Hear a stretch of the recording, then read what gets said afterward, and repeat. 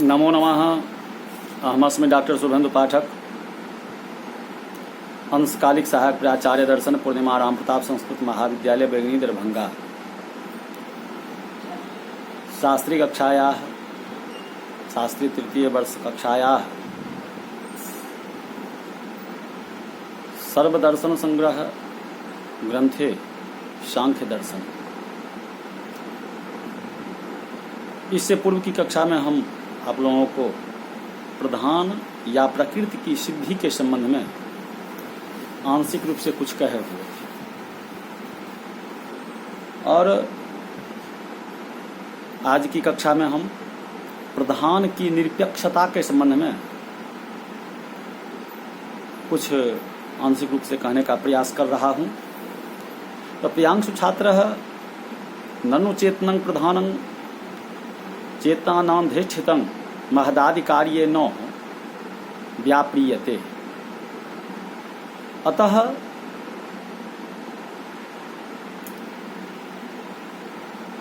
केनचिच्चेत नेनाधिष्ठात्रा भवितव्यम् तथा च सर्वार्थदर्शी परमेश्वरः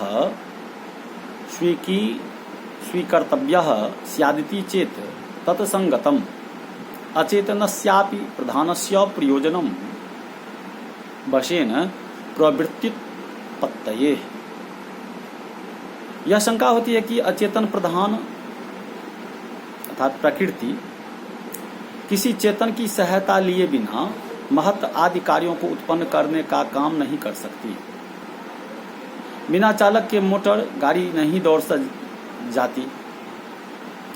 दृष्ट आधार पर ही तो अदृष्ट की सिद्धि होती है। बिना चेतन कर्ता की सहायता के लिए अचेतन वस्तु कुछ भी काम नहीं करेगी। इसलिए प्रकृति के इस व्यापार के पीछे किसी चेतन अधिष्ठाता कर्ता का रहना जरूरी है। ऐसी दशा में सभी पदार्थों को देखने वाले परमेश्वर को मानना पड़ेगा। यह शंका ठीक नहीं है, क्योंकि यद्यप प्रधान अचेतन है, फिर भी किसी विशेष प्रयोजन से वह प्रवृत्त होता है और अपने व्यापार में लगता है। दृष्टं चाचेतनं चेतनानधिष्ठितं पुरुषार्थाय प्रवर्तमानं यथावत्स विवृद्ध्यर्थं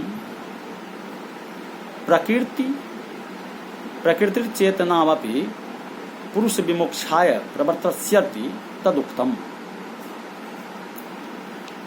अब कहते हैं जो वत्स विवृद्धि निमित्तम क्षीरस्य यथा प्रवृत्तिरज्ञस्य पुरुष विमोक्ष निमित्तम तथा प्रवृत्ति ही प्रधानस्य सांख्यकारिका।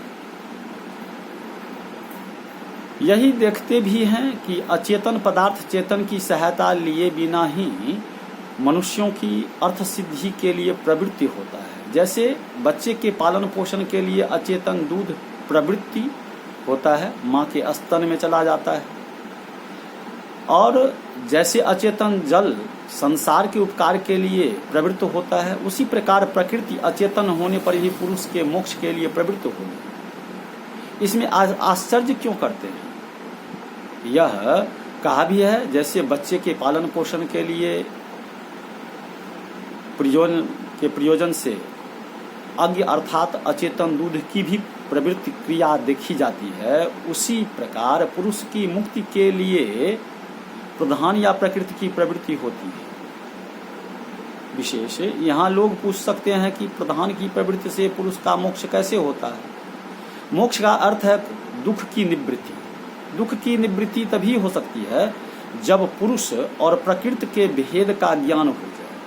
प्रकृति अत्यंत सूक्ष्म होने के कारण दुर्गम है, इसलिए पुरुष को उससे अपने भेद का ज्ञान प्राप्त करना टेढ़ी खीर है। जब प्रकृति कार्योत्पन्न में लगती है, तब उसके बड़े बड़े भौतिक कार्य स्थूल रूप में दिखाई पड़ते हैं। पुरुष आसानी से उन पदार्थों से अपना भेद कर लेता है, फिर वह उन स्थूल कार्यों के कारण सूक्ष्म तत्वों से भी भेद कर लेता है। अंत में सूक्ष्मतम प्रकृति से भी पार्थक्य का ज्ञान उसे हो जाता है। जैसे अरुंधति नामक सूक्ष्म तारे को दिखलाने के लिए अन्य तारों को दिखलाते दिखलाते ध्यान केंद्रित हो जाने पर अरुंधति को दिखला देते हैं, वैसे ही पुरुष को भी प्रकृति का ज्ञान होता है। अब इसी के प्रसंग में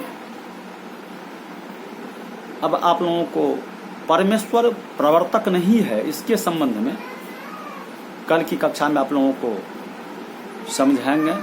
इति